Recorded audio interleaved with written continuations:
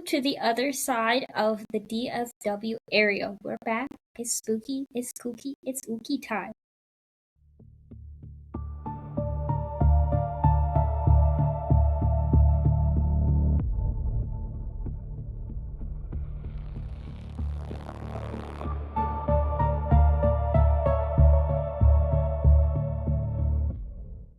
Hi, it's me, your host, ASOS. This is the other side. Please make sure you guys like, share, subscribe, comment, follow me on all my social medias. Give me your spooky, scary stories. I love them all.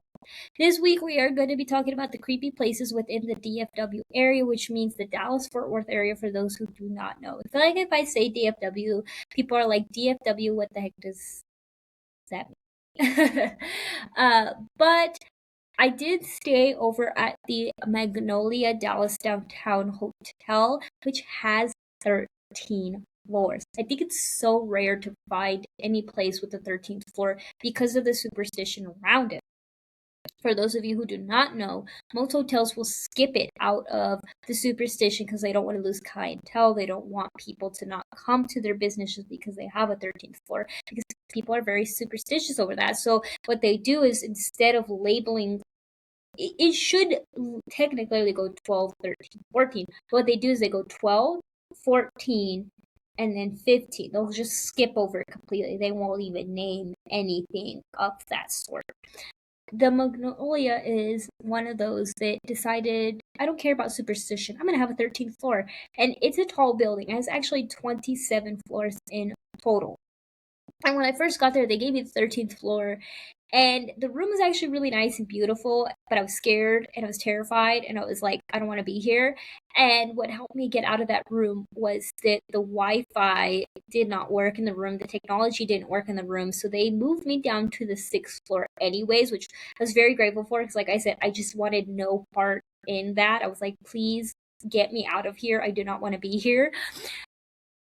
To start off, though, with the history of the Magnolia, is that this building was built in August of 1922, and it was the headquarters of the Magnolia Petroleum Company. In 1934, they installed the iconic Pegasus on the roof. It was a rotating flying red horse that became the city's symbol. The structure is a Dallas landmark listed on the National Registry of Historical Places in 1978. In the late 1900s is when it was redeveloped into a hotel. Now, allegedly, the 24th floor is untouched and preserving the original office spaces.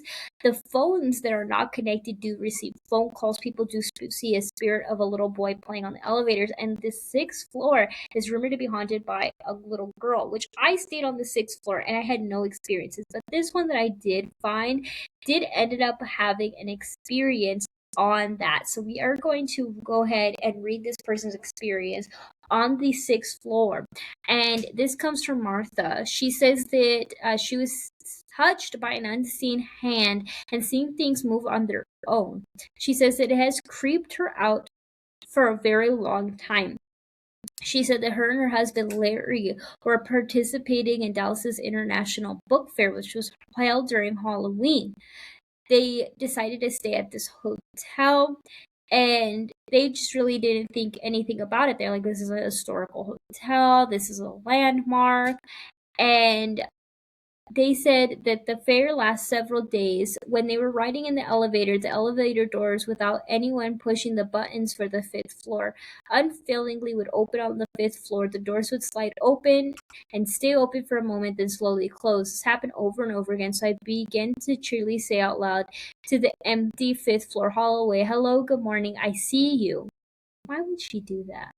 Then, when late night during the AM hours, when they were staying on the 6th floor in their hotel room, something woke her up. The room was dark and still, but then something gave a gentle and small tug on the bed covers below my feet. I felt uneasy, and Larry was asleep next to me. Letting a few minutes pass, this gentle tug pulled even further. Being a sort of sensation, the clock ticked against the darkness, measuring out time, and I finally fell asleep. I was hesitant and deflective on my marks, and I learned closer that the hotel is haunted, and that they do say that there is a little girl that was reportedly that is reportedly seen on the 6th floor. So her experience was pretty valid by the desk clerks or the front desk staff. Pretty dang creepy. I did not know it was haunted. I just booked the hotel and was just like, whatever. Like, this time I'm not trying to stay in a haunted hotel, but allegedly I just ended up doing it anyways. Now, another place in the DFW that is haunted is Six Flags Over Texas in Arlington, Texas. So the DFW area goes basically Fort Worth, Dallas, and then Arlington's in the middle. Now, it was built by an oil man named Angus G. Wayne Jr., who had the vision to create a theme park that would surpass Disneyland in size and be more accessible. It opened in 1961, offering numerous rides and activities, but the park has also been home to spirits often seen around the park. The original building has a ghost named Annie, and she died from an unfortunate accident. She drowned in the little pond that they have, which they still have part of the park today. And so she has been seen around the candy shop. She has seen in the farmhouse, all around the railroad tracks. She is just seen around the park because before it was the park, she had unfortunately passed away in Johnson's Creek. Now, employees also experience sensation of being touched and cold spots. There's also ghosts and spirits seen on the log ride, the music mill, the palace. So if you do go to Six Flags Over Texas in Arlington, do try to find some ghosts. Now, the Fort Worth Zoo. This one is another place I've been to, and I actually didn't even know that it was haunted. It's one of the top 5 zoos in the United States, and it's also one of the most haunted locations. The zoo opened in 1909 with lions and bears and alligators and coyotes and peacocks and a few rabbits. But there was an incident that happened in 1987, and it has unfortunately plagued the zoo. A former animal trainer named Michael Bell was crushed to death by an elephant. What was happening was he was trying to move the elephants into an enclosure. The elephant was a 4-ton named Sam. Sam knocked Bell to the ground and stepped on his head while he was trying to crawl away. Allegedly, his spirit can be still seen at the elephant and zebra enclosure. Now, here is another sad fact. There was another incident in 2015 with 37-year-old zookeeper. He sustained, thankfully, only deep gashes and lacerations after entering an enclosure with a young elephant. The zoo did this time get fined 12 grand. Now, another spirit, though, besides the zookeeper, is also a lady in 19th century clothes, complete with a carousel pacing back and forth on the zoo's cafe. Again, I've been there. I didn't even realize that it was haunted. So I'm just like, I want to go back now, and I want to go back to that elephant enclosure and see for myself.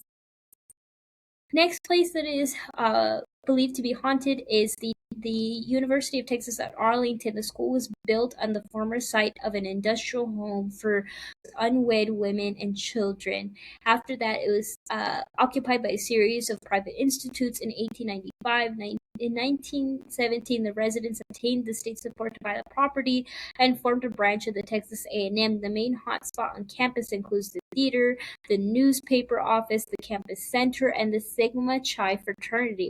The Sigma Chi fraternity is rumored to be haunted by a young girl named Mary. Now, there is believed that there was a fire that happened in the old home, and that's why her spirit is being seen. I do think a lot of universities do harbor a lot because people stay there, people live there, and things happen, unfortunately. Another place that is believed to be very haunted in Dallas, Texas, is the Sons of Harm Hall. In 1910, 4 independent lodges joined together to form a large lodge. The grand opening took place in 1911. The most popular activity are music and swing dance lessons, but the other side in those who come to experience the spirits of the past. People report children laughing, there's reports of apparitions, and one is a caretaker, always dressed in its fineness. Which I think like a hall is such like a fun place, but it cannot be fun if there are children laughing. That would terrify me personally. Our last place is W.E. Scott Theater in Fort Worth. The former owner Mr. Scott is the most famous ghost being spot fixing photos throughout the building. Other ghosts is a stagehand named Kenneth Walker who passed away in 1970 in the prop room. Mr. Walker is seen in a brown suit walking the stage. I do also think that theaters can harbor a lot as well because people are acting, people are there, getting really into character and everything like that. And sometimes things unfortunately happen. If you guys have a story from the DFW area, Dallas, Arlington, Fort Worth, anywhere around the metropolitan area, please do share it with me. Like I said, make sure you guys follow my social medias. Please come back for more spooky, ooky, kooky stuff. And I hope to see you guys on the next one. Thank you guys so much for being with me. I truly appreciate y'all. Have a good one.